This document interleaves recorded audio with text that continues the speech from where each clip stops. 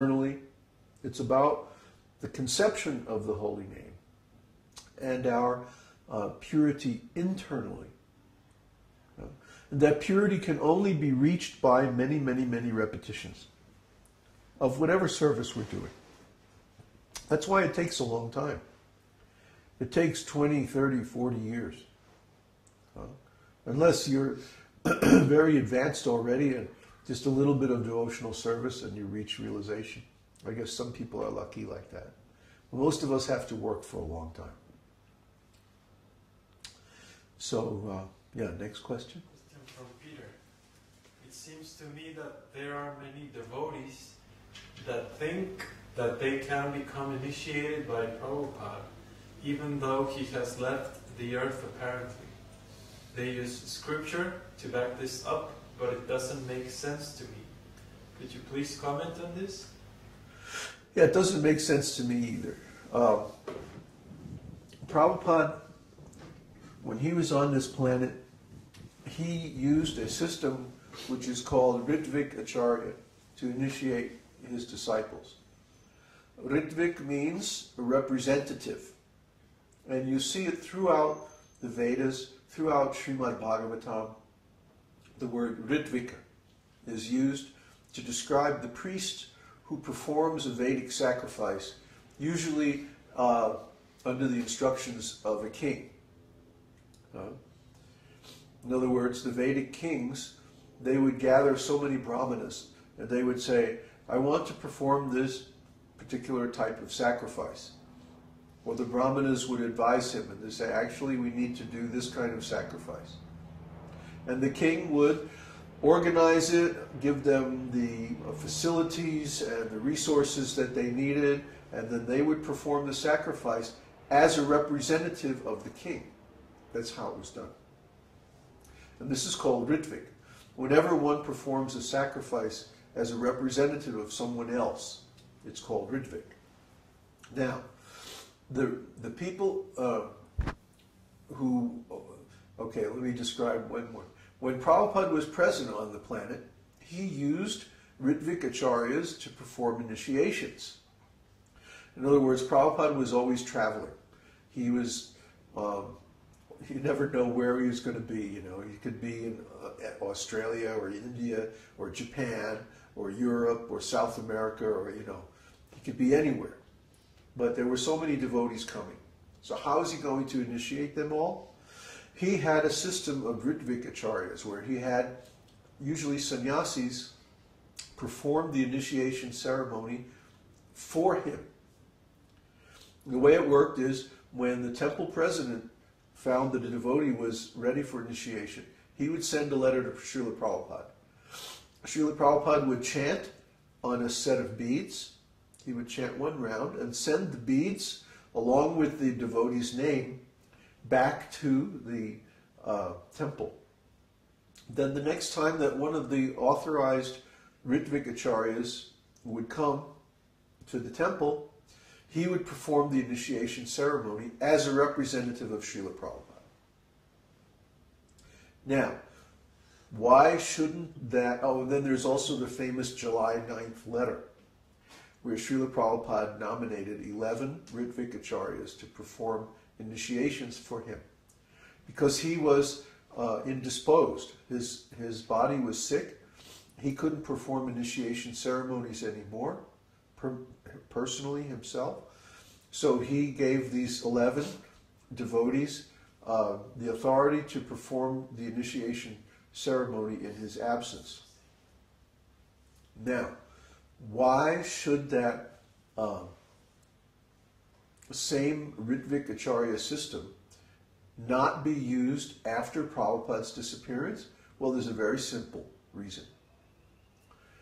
There is no example in the scriptures of Ritvik-acharya performing a sacrifice on as a representative of someone who's not physically present on the planet.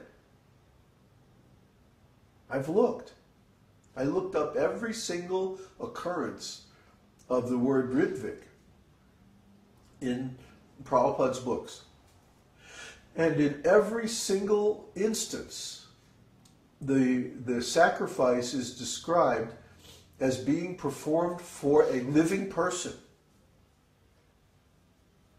There is no example anywhere that I could find in the scriptures where the Ritvik is performing the sacrifice on behalf of a person who has died.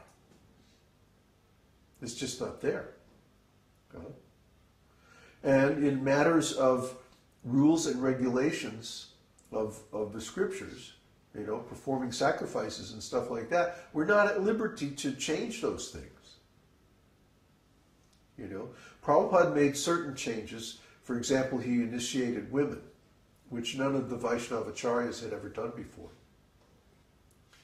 But that was because of the nature of Western society. If he had not initiated women, he wouldn't have been able to establish his society, because normally in Vedic society, the husband is the spiritual master of the wife. But in Western society, the husbands and wives don't stay together. In fact, devotees have a higher rate of divorce than the general population. Go figure. Anyway, Prabhupada made that change. But he made that change while he was alive. He never made any change to the process of Ritvik-acharya, nor should he. Why should he? So it's just like, for example, the Shraddha ceremony. The Shraddha ceremony is after a person has died, a Vedic priest performs an offering of prasadam to the Lord on behalf of the deceased person's relatives. And then that prasadam is offered to the deceased. Okay? But what's important to note here is that the Ritvik-acharya is not the representative of the deceased person. The Ritvik-acharya is a representative of his survivors, usually the son. The eldest son offers the Shraddha. So, in other words, we don't see any example or any precedent for having a Ritvik-acharya to perform a Vedic sacrifice on behalf of someone who has passed away. There's no example of that ever in history. There are other examples of a guru initiating a woman. It's not common, but it happened. But we don't see examples. For example, Haridas Thakur initiated a prostitute that was sent to make him fall down. But we don't see any example of a Ritvik-acharya in the absence, physical absence of the person. So just on that count alone, we would have to say that this theory is not acceptable.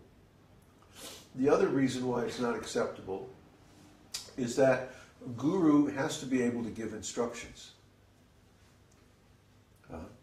Even if you don't take initiation from a guru, you have to have someone available who can answer questions, just like this one.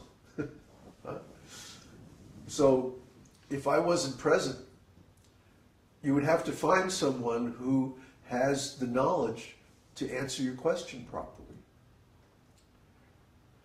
So, of course, we can say, well, Prabhupada's books are there and you can research Prabhupada's books and like that. But not everyone has time to do all that research.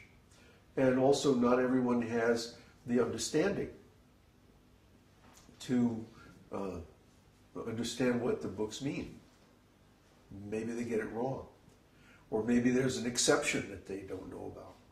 Or maybe an exception should be made because of an extraordinary circumstance. So in this way, it requires the presence of a self-realized person to figure out the appropriate answer. Otherwise, the disciple has only book learning to go on and could easily make a mistake. So in this way, the presence of a self-realized soul, either as Diksha Guru or Shiksha Guru, instructing Guru, is required for the continual advancement of the soul.